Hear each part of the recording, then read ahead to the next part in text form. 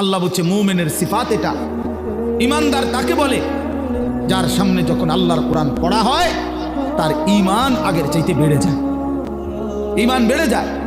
আল্লাহ তাআলা কোরআনে বলেন, বন্ধু আপনার সাহাবীদের দিকে তাকায়া দেখেন, এরা আল্লাহর কোরআন যখন শুনে আপনার জবান দিয়ে, তখন আপনি তাকাইলেই দেখবেন এদের প্রত্যেকের চোখ দিয়ে এই কোরআন শুনে তারা আয়ুনাহুম তাফিদু মিনাদ দামঈ, তাদের চোখ দিয়ে অঝরে পানি ঝরছে, তারা কাঁদতেছে আল্লাহর কোরআন শুনে।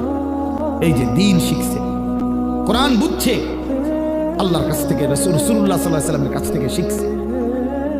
এই জন্য দোস্ত, আমরা অনেক মানুষ আছি বছরের পর বছর, দিনের পর দিন মসজিদের ইমাম সাহেব জুমার বয়ান করে, কেউ পাত্তা দেয় না, বেচারার বয়ান বেচারাই করে, বয়স্ক লোক বসে বসে জুলায়, আর কিশোর তরুণ নওজোয়ান পিছনে বসে খামখেয়ালি